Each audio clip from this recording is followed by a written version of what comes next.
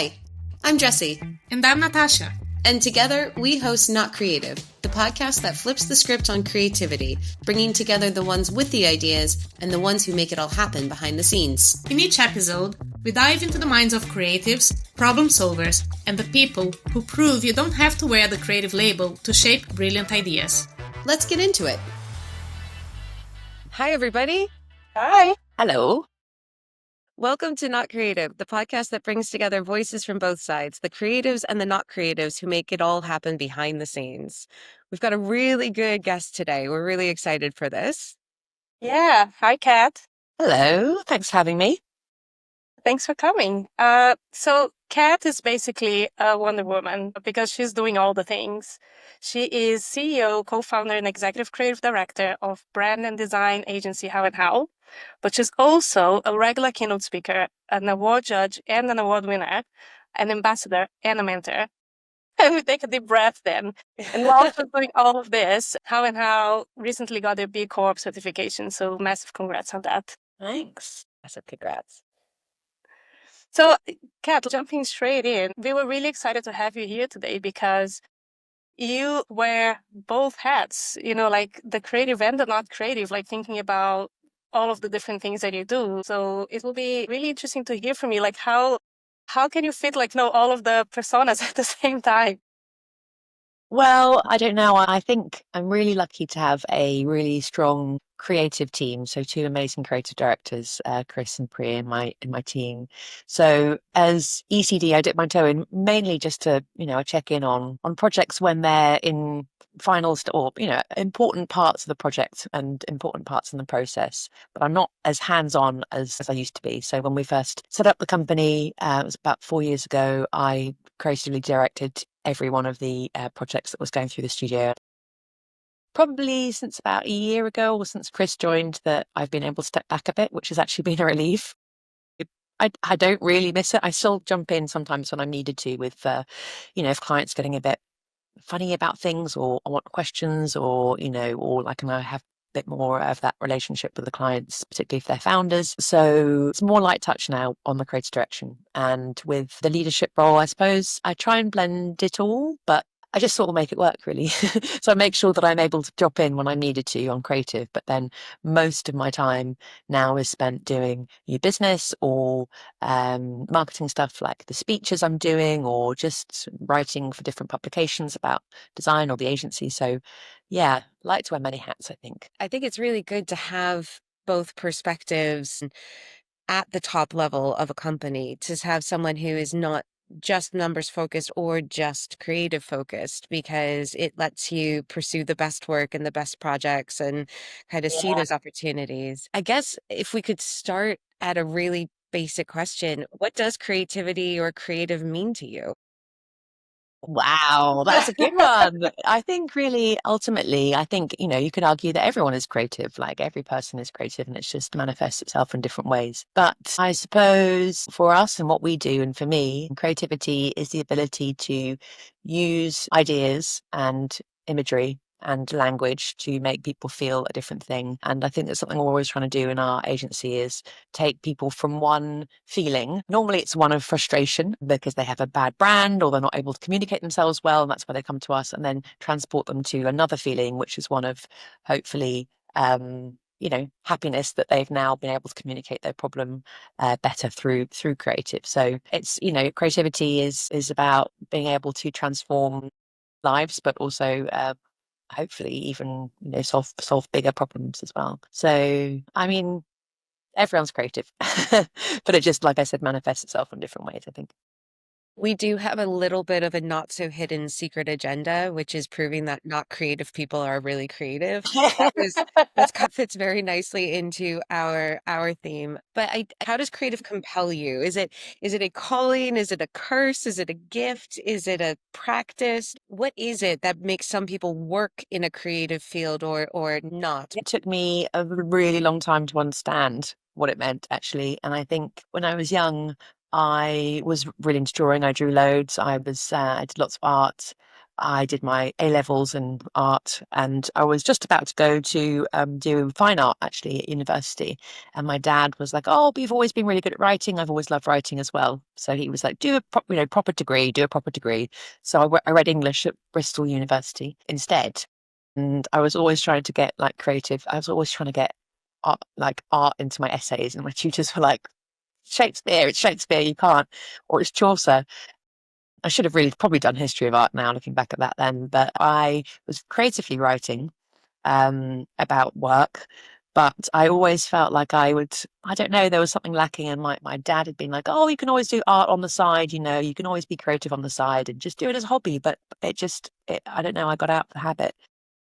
And so when I finished university, I went into journalism and I started writing about creative work for other people. So I was still writing and I still felt like I was being slightly creative, but I was essentially criticizing the work. I was an art critic, I was a staff writer in Metro, and then I went on to do freelance work for places like The Guardian and The Observer. And I was always like critiquing other people's creativity. And I felt like a bit of a fraud in a way because, I wasn't doing any of that. And it does take a lot of guts to put yourself out there creatively and even to understand that creativity is a calling that you should just pursue against all odds because it's not easy to make a living in the creative industry. Yeah, so then I retrained. I went to Australia and then decided that that was going to be a moment where I was just going to retrain in graphics and drop the journalism and drop the writing. And so I was like, oh, I'm actually now being properly creative because I felt like I haven't, I'd lost this all. Forgetting, I think, though, that language is an amazingly creative tool as well. But didn't really see it that way at that point. So retraining graphics, and then I started working in some studios in Australia, and then we came back to London. We got married. I went to St Martin's. I did my masters there, and that was pure. And I felt like I had to almost get that stamp of approval by going to St Martin's. Looking back now, what did it teach me?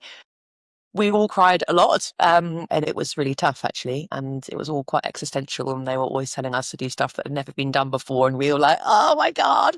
So we all got ourselves in knots, but I did it because yes, I felt like I needed some sort of accreditation. Perhaps looking back now, I probably didn't need it, but at least, it taught. I definitely wouldn't change having done it, but I suppose what I got out of it was different to what I thought I was going to get out of it, if you know what I mean. And then after that, yeah, I set up 2 different creative businesses with my husband, an e-commerce shop where we sold prints and illustration and homewares made and jewelry made by designer makers, because we were running a market stall when I was at college in Brick Lane and selling jewelry that I was making. And so had a bit more of a creative edge then. And then so still always working with people and creatives, but realizing that actually we were probably better at promoting and marketing the work of those creatives more than actually me on the tools, because I was good. Like it was good, but I wasn't great. And I think there are some people who are just great and who are just really good at that and really good creatives and really good at their practice. But I've always had a little bit of both. And then with the businesses that we run, then we started getting some business acumen, knowing about marketing, knowing about accounting and finances. And I think that really helped. So we had an e-commerce business for about 6-7 years when we had both of our kids. And then one day we realized we just had these warehouses just full of stuff and just overwhelmingly material. And so we sold the business, sold down the stock. With those warehouses that we had, we converted them to some co-working spaces. And then that was for creatives too. So we had like different speakers come in who were like artists. And so we were always still trying to like make creativity work or like enable it somehow in our lives and other people's lives. And then, yeah, after that, we decided to move to Portugal. And we thought, yeah, we can run the co-working from from Portugal. We didn't really have a plan. It's quite mad thinking back at it now. And one of the guys who'd helped us design the logo for the co-working, who was one of the people who was using the space, was like, oh, you guys, we should probably just have more brands for other people. And I was like, oh, okay. And Roger worked about 10 years in the BBC at this point, and he was doing audio branding and marketing. Nothing creative like that, but again, he was musical. And so we were like, okay, let's give it a go. So 4 years ago, we set up How and How. And so I have been around the block, if that answers your question. But I think now we have people here who are super, super, super creative, who just are amazing at what they do. And I think Roger and I straddle both, a little bit of both. And I think that's important because in lots of agencies, lots of agencies are founded by two people who might have met at an agency, and they might be two designers, and then they're great at design and they get on well and they leave and they start their own studio, but then they have no knowledge of, you know, finances normally, or like charging business exactly. And so that can sometimes be a problem, and small studios fail as a result. But I think not being creative has really helped me to now be more creative, if that makes sense. Yeah, I think I find it fascinating just hearing your story because there's just so many layers, and I like just looking at creativity from all the different angles and how your life was always surrounded by creativity in one way or the other. Like, in some moments you might have been like hands-on, and others you were like enabling, especially thinking about the whole concept of creatives and not creatives, like how you've managed to actually become a hybrid, like because you were surrounded by creativity, whether you were enabling it or the one making things. Yeah. Yeah, that's interesting. Yeah. Like I said, it's taken a while, and my family are not creative. My mother is not really. My dad is like some boffin academic, and so neither of my sisters. My other sister's a doctor. My other sister works for a pharmaceutical company. So like and there's not really. So it wasn't like I was surrounded by art or music even as a kid. But I was always like the more creative one, I suppose. I've got a godmother in Portugal who's like an artist, and we sort of bond over that. But so it took a while, because obviously when you don't come from a very creative family, it's even more difficult to be able to find your voice and to understand that creativity can still be commercial, and you can make it, you can be successful in it. And my dad was, he worked for the British Council, and my mom stayed at home and looked after us. And we traveled the world as kids, and we lived in different places all around Asia. But he was always like, oh no, get a proper job and get a pension. And, he was always very safe. And so just to get to this point was a bit of a challenge. How did you go from, like a very like stable mindset, like from your upbringing, like from your father, to the complete opposite? Because like how is not the first business that you're running, like, so you do have a very strong entrepreneurial spirit, and it's yeah, like, it just got me really curious, like, do you think that it's because you grew up maybe like with this idea of stability that you wanted to do something different, or do you feel like you were just curious and you wanted to see those ideas through? Yeah. Oh, yeah, it's really difficult. I think one reason is that Roger and I always wanted to work together, and after we got married and I finished at CSM, we tried to figure out what it was, because we realized that we just wanted to do something together. And hence the e-com business, because this was back in 2008, 2009 maybe, and it was before, just when Etsy and all those things were starting, and it was still quite new, this concept that you could be like sell, design and make it work. Obviously now that's very different. But that desire to do that together, I think, was one of the first reasons why we just sort of formed something. And my parents are always telling me like the opposite, but I realized that I can't really, like, I should always, whenever my parents tell me to do something, I just never listen. But I could just not take their advice, because they're always very risk averse. And so I was just like la la la la. So we just carried on, and we forged, and we definitely made mistakes. We ran that business for far too long. We should have stopped earlier. We should have done, like, I look back and I'm like, oh goodness, should have just, when we started How and How, we had zero connections in the industry in the UK. We started it actually in Lisbon to begin with, and then grew an office there as well as here. Sunsetted that office when we moved to LA last year. So there's loads of things that we could have done differently. But I don't know, I think, my great granddad on my mum's side was very, very entrepreneurial. He set up what's now like one of the biggest civil engineering companies in Portugal. So they're huge. They build like the airport. They built the airport in Porto, and they do really, really big projects. And that was on my granny's side. And I feel like, and then lots of my uncles on that side have also since worked in the company and been quite entrepreneurial themselves and had different businesses. So I wonder if there's a little bit of that that's come through. I'm not sure, but it's yeah, he definitely like pioneered a lot of stuff. He's a really interesting man. He died really young, but he was able to achieve like a huge amount of stuff within his lifetime. So perhaps there's a bit of that in there because I don't know where else. It definitely didn't come from the Scottish side with my parent, my dad.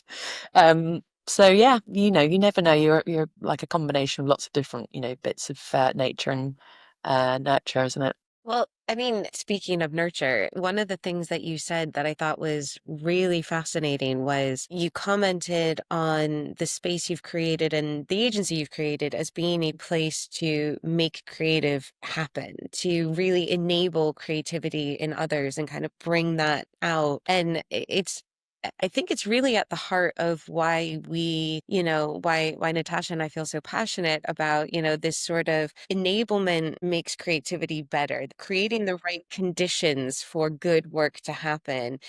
There is an environmental thing that has to be there. You can't make good creative without certain factors being included, without having the right space, budget, mentality, time, Brief. Yeah, grief. totally. Yes. Would you be able to speak a little bit about that? Yeah, absolutely. I mean, we always try and say to people here that our job is to make their lives easier and to enable their lives. So we work for them. It's not the other way around.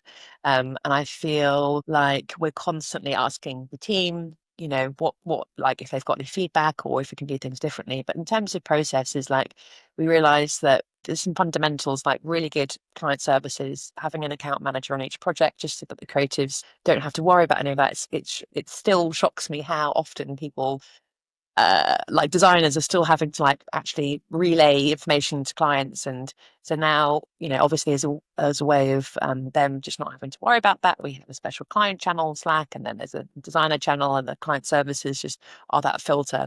And that then enables the creatives to not have to worry about that and just concentrate on the work. So we've got a really tight client services team who are really on stuff like that and making sure that all feedback is then taken from the client and put on a document, but that's like processed and ordered and gone through first, so that the designers only then get, the like abridged version, which they can just like concentrate on completely. So that's just one way of enabling it, just through process as well. But other things which are good, we had a calligraphy workshop last night actually in the studio, which was really fun. So moments where you can just get a bit silly, and we were all drawing letter forms, which was really fun actually. But that's a very basic way of enabling it and just making people remember like the craft and why they got into it in the first place. And I think just a good environment, people feeling like they're well looked after. One thing that we do is we have a transparent tiered salary system, so everyone knows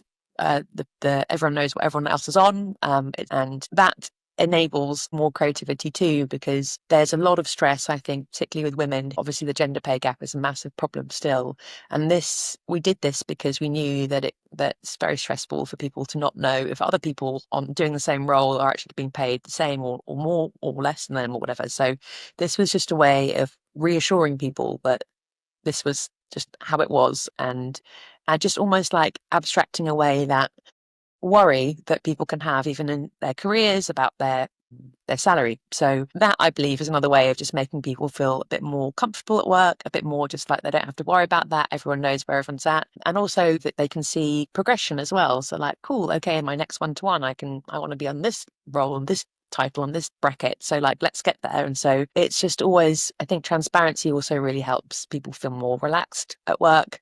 So I think, yeah, our job is to just create the best environment for people to be able to just produce the best work of their lives.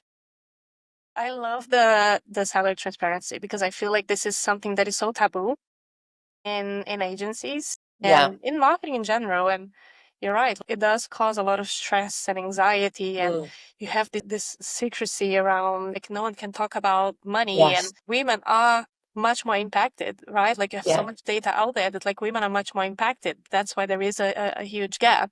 I wonder what are your thoughts also, like, if you're going for controversy, controversial topics on hybrid versus in person in the office versus fully remote, and Yeah. from your experience, because I know you guys started during the pandemic, and Yes. how the studio evolved and how you have offices in different parts of the world.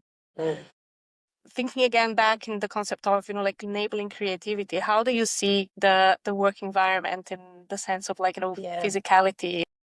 No, I mean, when we started in the pandemic, it was because everyone was remote and that's how it had to be. We didn't even question it. And then we realized it actually started to become a bit of a problem because we were in Lisbon and then we were hiring designers who were working in London, and everyone was just all over the place. And you could choose. We said we could choose. You could be in Lisbon, you can be in London. We started working in a co-working in Lisbon called Second Home, and then we got the same co-working was there was one in London as well.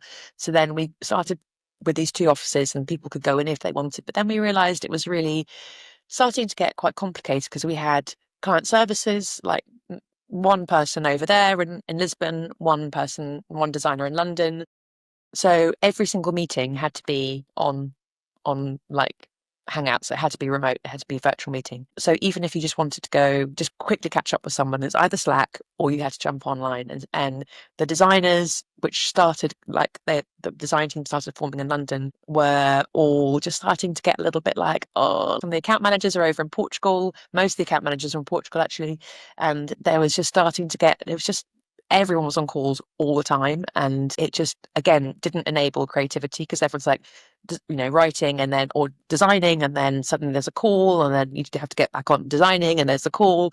So then we started to actively then um build those teams and build those structures of those teams in those places. And we tried to get designers to come over from England and join us, but they was always at the last hurrah, the last stage, just back down. They'd get excited in January when it was really miserable here in London and want to move to Portugal. We were like, great. And we always had this glut of people wanting to join us. And then when it came to it, they just always pulled out and were like, just ended up staying. So we couldn't get any designers in Portugal, but we had loads of designers in London. So that's when we were like, okay. And then we had lots more work coming in from LA, and we started to have people working remote for us there for growth.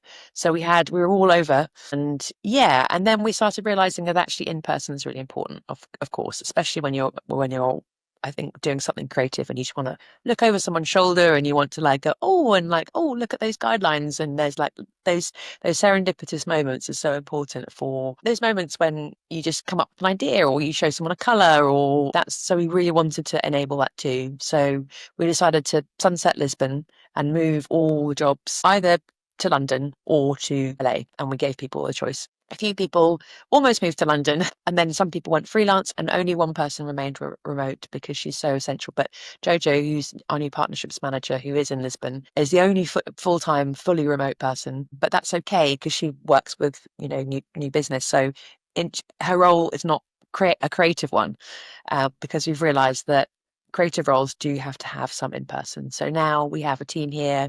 People come in 3 days a week, and they work from home 2 days a week, and they really want that, and that's important. We've let people choose what days they come in, but we do say that everyone has to be on a Monday because then everyone goes to lunch together, and then you're guaranteed you're going to see your workmates on a Monday, and everyone loves a Monday because then we do a stand up in person, and that's great. But and then it tends to be people work from home on a Tuesday. So it's just happened that now the team themselves have organised that they all work from home on a Tuesday and work from home on a Friday, and so naturally it's just fallen that way. Yeah, it's really important. It's important to give people flexibility. I'd never ever say I'd never go back to fully remote ever again. And I think this is a really nice hybrid, but we would never hire a designer fully remote for one of the teams for a full-time position again, I don't think. Interesting. Yeah, we had to hire a lot remote in lockdown, and as someone who doesn't think her brain works outside of an office environment, I've really struggled. So I'm in the office usually 4 to 5 days a week because I struggle to get my brain to work. But I think that's just because I don't like the distractions of working in my house. But I personally think my work is better, and so I have to think there's crossover there as well. One thing that I'm struck by is you've got a very positive outlook on the industry and on making things work really well. And It's really good because we've had some guests that go straight for, this thing that annoys me. But I do want to scratch the surface and find out something that annoys you.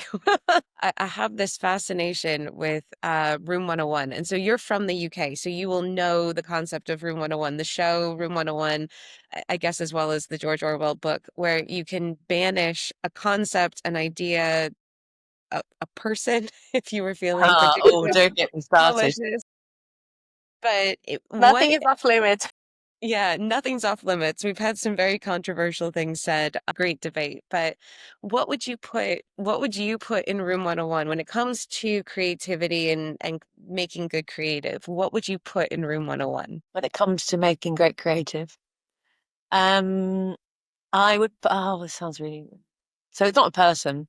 I think the problem I find is just the lack of confidence, I think. So when it comes to creative, the one killer is just people that don't believe in themselves. So I probably put like a lack of confidence in that room because I've definitely seen, I had that myself. And I think, you always feel, oh gosh, and imposter syndrome is such a buzzword at the moment, but it's something that's, often talked about. And I do mentorship sessions with each one of the girls on the team, and it's so prevalent still. Being a female agency founder, in a sea of male agency founders is sometimes quite difficult. So yeah, I'd probably say that because it's, the people who really have it. It's not just that they've got the skill, but they just also just have this innate confidence in themselves, and that just, leads to really brave work. I think you'll never be truly successful in any field doing anything if you get in your own way, if you put up a mental block that you're not worthy to be there or you're not meant to be in that space. And so,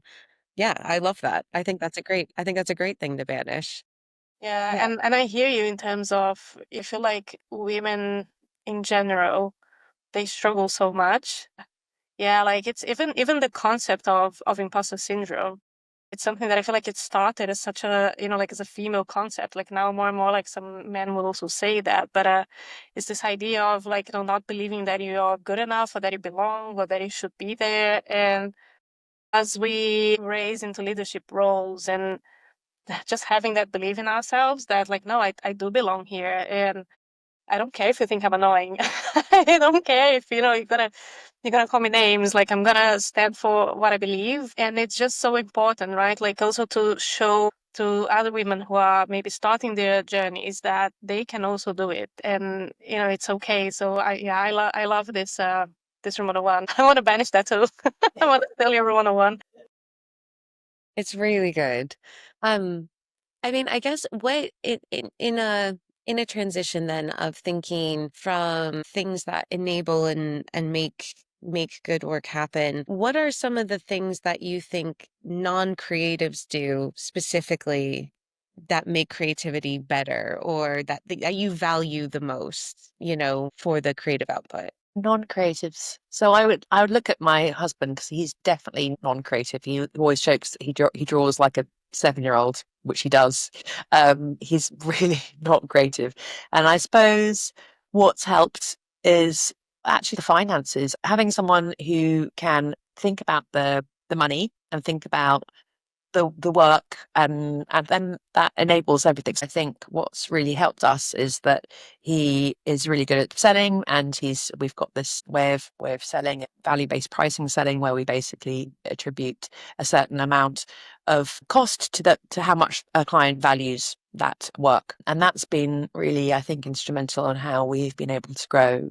And so having a non-creative be able to sell work, which then, brings in bigger budgets, which means that we can not sweat the detail and not worry about like budget being really small and having to like squeeze people. And I think that's really obviously really really helpful, and a real superpower, because the worst is when you have really small budgets and people are really stressed and you have to squeeze work out really quickly, and keep the client happy. But and so I think him just, yeah, doing research around that and knowing and then perfecting his craft when it comes to doing that, has really enabled us to do more of what we want to do and work with bigger clients or with bigger budgets, which means we can have a bit more time to think about things like think more about the strategy, have longer to work on our creative roots. And the more time you have, invariably, obviously the better the work is. Not a ridiculous amount, because also then you get a bit bored of projects and again they can drag on, but just having that little bit more breathing space then, in my opinion, always creates better work as well. So yeah, helped a lot. You're preaching to the value-based pricing choir. Love it. Yeah. Cool. Who is your favorite not creative? And it may be that you kind of already hinted to Raj, but I don't wanna answer for you. So you I are. thought it was going to be JoJo. Oh, I'm going to choose JoJo. Yeah. She's like a list-making queen. I want to get on board with JoJo. Actually, she is incredible. I think I might say, honestly, though, like I don't have favorites. Like I have two children, and I don't have favorites. I love them both in different ways. But who's my favorite? I mean, obviously, JoJo is absolutely incredible. She's actually very creative. Her nails are always like really, really cool, and she always has mad hair, and she's got these incredible tattoos, and she's very super cool. And actually, we couldn't do what we do without her. She's just amazing and much loved. She's got a thing for purple as well, so everything's purple. Literally everything she owns is purple. It's quite incredible. Yeah, she's. I mean, like there's so many people. I think, my granny, actually, my Portuguese granny, was really, she's not creative.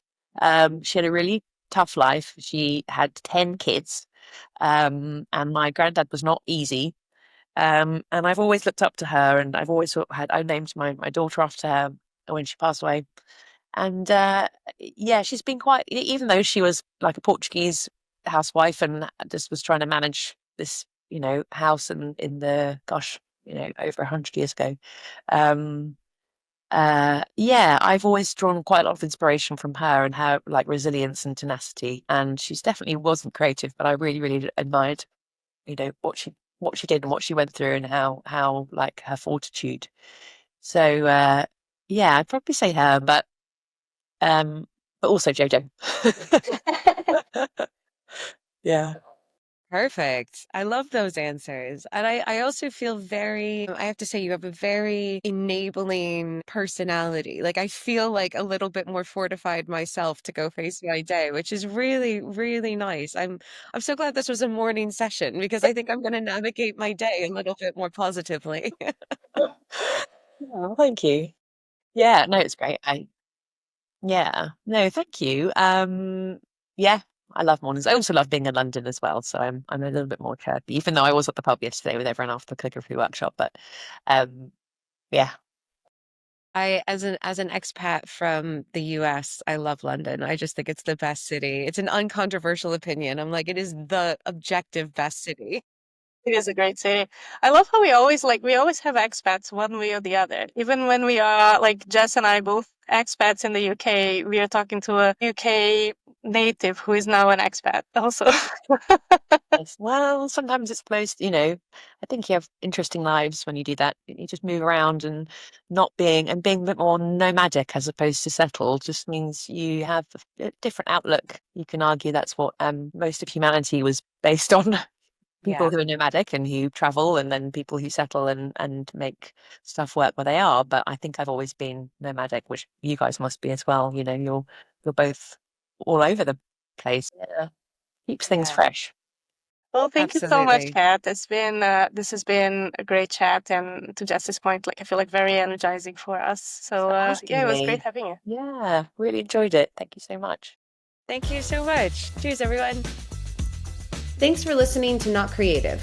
If you like this episode, follow us for more and spread the word. You can find us on all the streaming platforms, Instagram, and YouTube at Not Creative Podcast. Catch you next time. I mean, that was pretty freaking good, man.